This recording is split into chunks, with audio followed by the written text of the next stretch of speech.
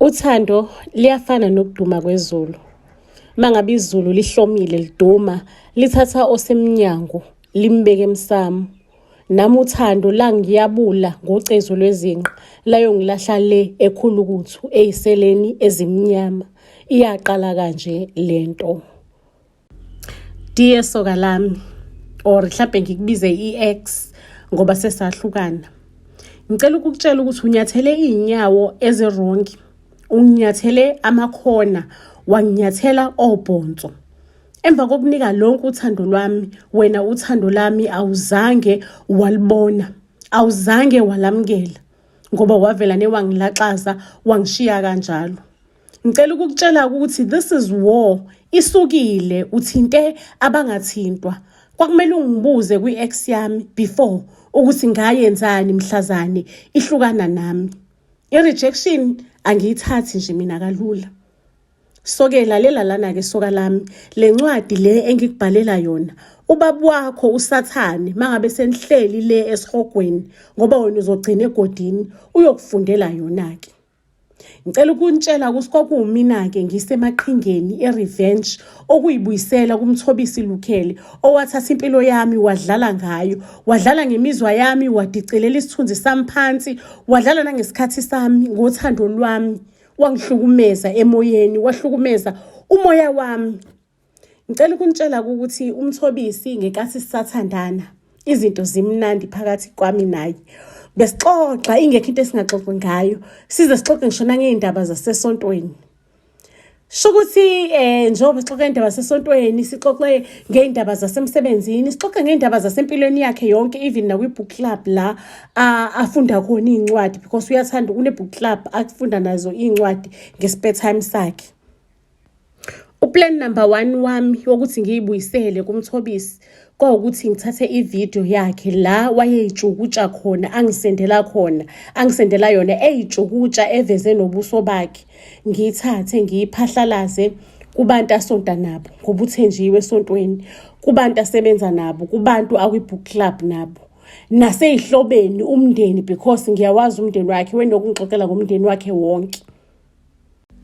Ngicela ukuntshela ukuthi ngasuka ngahamba ngaye esontweni lakhe, esontweni likaMthobisi. Umthobisi akekho ngalelo sonto esontweni because ngenza sure ukuthi ngiphambanisa amakomishi ukuze angakwazi ukufinyelela esontweni. Mengifika bafethu esontweni ngidisguisile ngumhlola, ngigqoka isumbrella sesigqoko. Isigqoko yabo nje lesi sinedrama. Ngidle inja yeqhox, ngifake icici, icici ubhuti ngiqhwebe ukuze sonto libe ngathi nje ngumuntu wesifazane onedrama. We understand lo nto leyo. Hayi ngifike esontweni ngiskene wonke umzalwane nje ngibone usikwenzalana esontweni, ngenze sure ukuthi ngithola amanamba awo wonke umuntu okhonza kuleli sonto. Kwaba khona nje ubhuti owenginamathele nje yabona engingamkela kahle, ngabona ukuthi yabo lo yena lo muntu lo engizomsebenzisa ukuthi ngithole wonke amanamba ngisho nalawa engawatholanga. Nganyamalala-ke esontweni, ngangaphinde ngabonakala esontweni laMthobisi, ngaqhubeka nohambo lwami. Yabona building elikhulu la ekusebenza khona uMthobisi. Ngicela ukuntshela ukuthi ngenza amaplani ami, ngafaka amagundane kushayisiwe nje, ngawafanga ipayipi elawachithela ngaphakathi kwi-building, lo magundane agcwala ibhilidi lonke. Ngase ngiyahamba ngiya ku-searching engine ku-Google, ngabhala ukuthi mina ngu-engineer wokubulala amagundane, understand, nje ngu-engineer-ke kho omunye umuntu ongabulala amagundane ngokukhulu ukushesha njengami. Ngicela ukuntshela ukuthi ngabe sengibiziwe-ke enkampanini yaMthobisi because kwakuwumina oseduzane, ngiyibhala ukuthi ngiseduze, ngiyafika in less than 30 minutes mangabe une-problem kule lokishi, kule ndawo, ku-location le kwakusebenza khona uMthobisi. Angempela-ke ngifonelwe-ke ngibe available, ngifike-ke emsebenzini ngicele wonke umuntu ukuthi aphume, nginikezwe nje u2 days ukuthi ngibulale lamagundane, ngifumigate ngibulale lamagundane. Ngempela-ke nganikezwa u2 days ukuthi ngisebenze lapho ukubulala amagundane e-ofisini laMthobisi. Kanti mina lo 2 days I was just there to collect data, to collect ukuthi ubani osebenza la, ithini inamba yakhe, kwenzakalani, kanjani. Ngayithola yonke leyo information yabasebenzi abasebenza noMthobisi kusukela nje kwi-cleaner kuze kufike kwi-manager phezulu le esicongweni. Angigcinanga lapho-ke ngase ngithola amanamba abantu abenza i-book club noMthobisi. Emva kwaloko-ke ngathatha-ke le video yaMthobisi eyitshukutsha khona engekho esimweni esikahle, ngayifakela wonke nomuntu ku-WhatsApp, ngafakela bonke abantu omakhelwane bakhe, iy'hlobo zakhe, obani bani, ngafakela nje wonke umuntu waba nayo le video wakhona ukuthi ayibone. Yo, uMthobisi wayekhala ubumaye enqenqetha, ehayiza, ekhala ubumaye. Ngicela ukukutshela ukuthi nasemphakathini ngiyacosha indaba, ngiyezwa bayahleka, kuyahletshwa, ngisho nasesontweni kuyahletshwa, kuyakhulunywa ngaye. Lapho-ke mina Nkosi yami ngicula ingoma epholile ukuthi angeke kuhlale kunje, kuzoba ngcono, sizodlula lesi simo. Lonke iplan lami nawo wonke u-action engikwenzayo bengiqhubeka ngiloku ngiwubhalile ebhukwini lami, ngi-update nje lapha ebhukwini lami ukuthi hayi sekuhamba kahle, izinto zimi ngulayini. Uke wezwa kuthiwa ihashi awulishayi mangabe liphansi. Mina-ke ngafuna ukuthi ngilishaye liphansi ngoba ngangifuna ukuthi ngilibone linanabele, lilele. Kuthi mangabe selinanabele ngifike mina ngizozenza usavior, kanti nje ngizokwenza ukuthi azizwe elahlekelwe ithemba, azizwe engasanamuntu empilweni, abone ngathi umina kuphela. Kuthi la wathola esebona ukuthi umoya wakho usuyathola ukuphumula kumina, or usuyathola ukududuzeka, mase ngiyamlaxaza-ke, ngimenze lokhu ngilaxaza lokhu angilaxaza kona. Sho ukuthi kahle bekade ngiplotha a very serious revenge.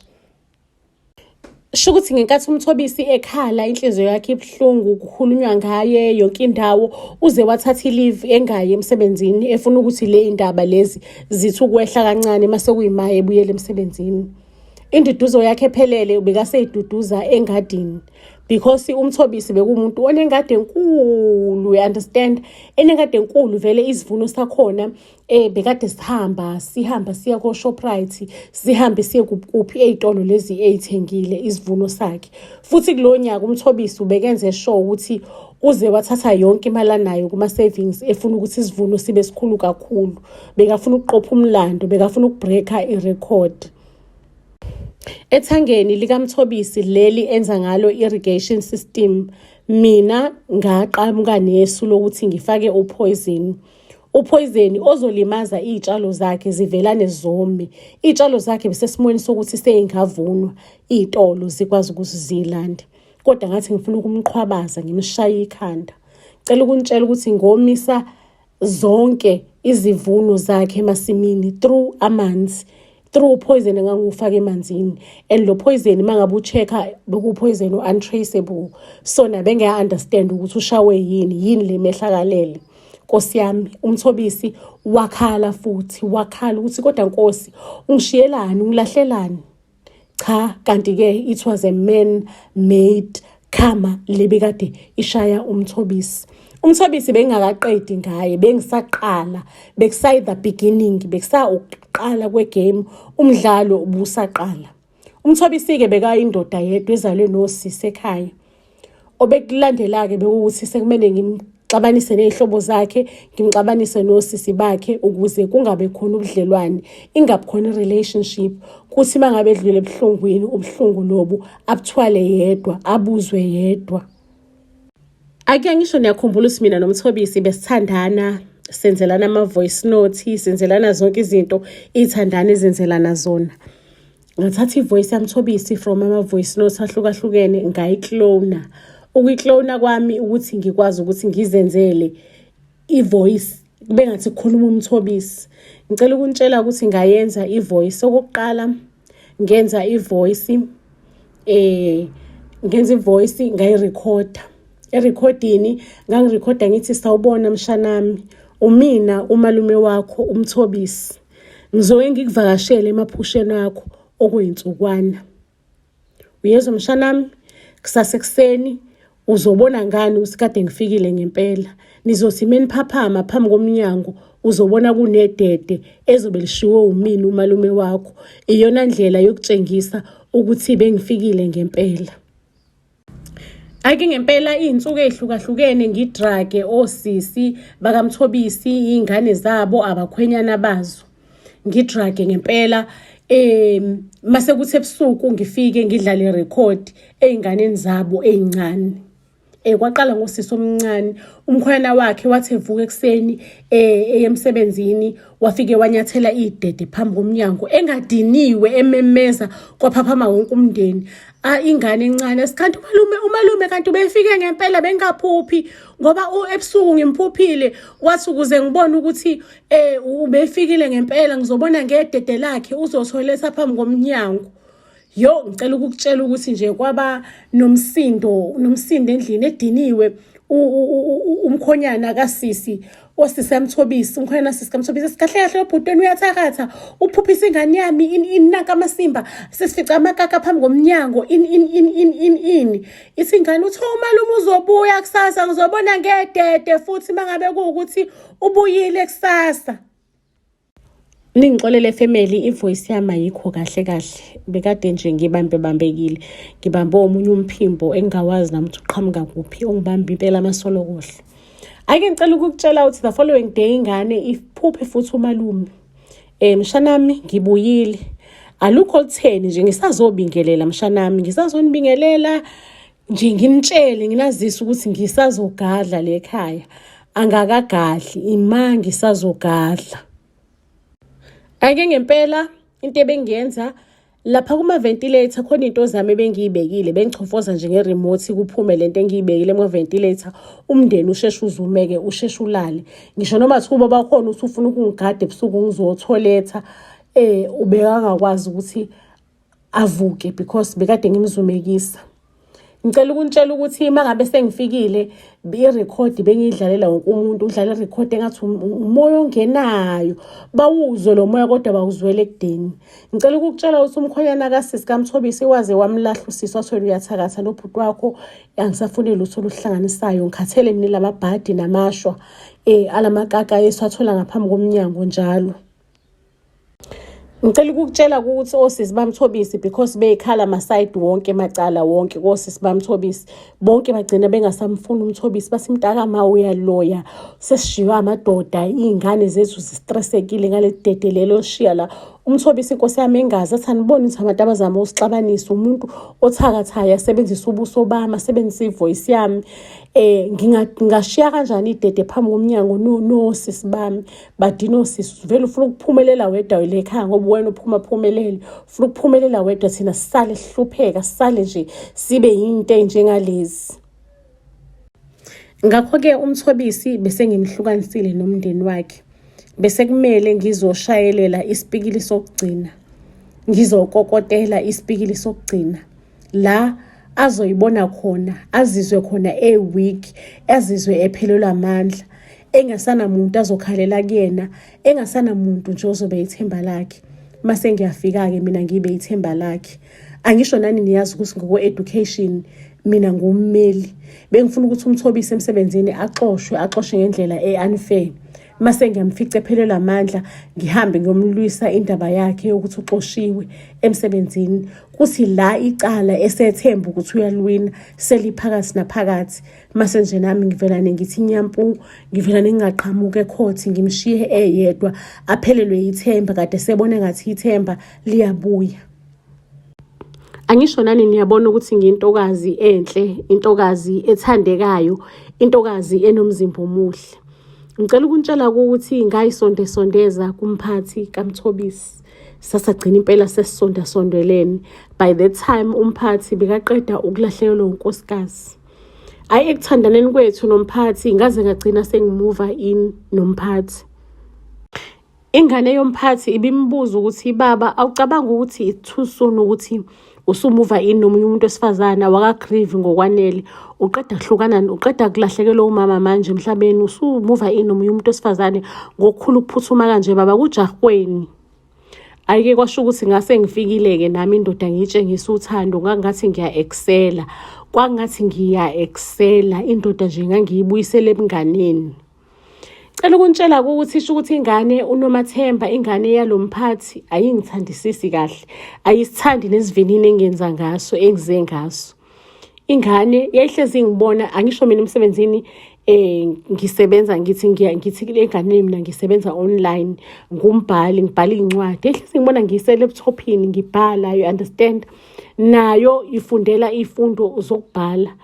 Yathi nje ifuna ukubona ngithi mina ngibhala incwadi, yathi ifuna ukubona le ncwadi engiyibhalayo, yasi-arrangela something romantic mina nobaba wayo. Kanti ingane ifuna ukusala ifunda ukuthi yini le ngiyibhalayo e-laptop-ini engihlezi ngiyibhala ubusuku nemini. Ingane yasala-ke iyayivula i-laptop yami, yasithola isitori sami noMthobisi kusukela ekuqaleni ngiplane i-revenge, ngisho sengikwenzile, ngisho nengingakakwenzi. Ingane yathi mangabe iqondanisa u-1 no-1 because ividiyo yaMthobisi yatrenda isigodi sonke. Yathatha ingane i-laptop leyo yaye emaphoyiseni yayoliveza udaba, yayoreporta i-crime emaphoyiseni. Cela ukuntshela ukuthi ngaboshwa kanjalo-ke, ngiboshelwa uthando. In fact bengasilo uthando bengiboshelwa lona, bengiboshelwa i-revenge ukuthi ngifuna ukuyiphindiselela. And umfana wabantu ngamdlalisa kabuhlungu, Nkosi yami ngayiphilisa kabuhlungu impilo yakhe. Kanti sihlulwa yini ukuthi mangabe uthando seliphelile sikwazi uku-accepta, sikwazi uku-understand ukuthi umjolo noma uthando akusinto permanent. Sometimes uyamthanda umuntu, umbone umuntu eyimisele afuna ukuthi noma uthando lungasekho into yenu niyibuild niyakhe, niyibumbe iqhubekele phambili because uthando liyaphela, uthando alikho forever. Sihlulwa yini uku-accepta lokhu because niyabona ukuthi mina kwagcina sekungibeke kuphi. Ngizoyibeka lapho kwanamhlanje indaba yethu. Family ningixolele ukuthi ivoice yami ayiphumi kahle due to ukuphathwa umphimbo nomkhuhlane, kodwa-ke ngiyanithanda kakhulu family. Ningakhohlwa ukuthi nihambe niyosifollowisha to all social media platforms, Buzz SA. Siyanithanda kakhulu.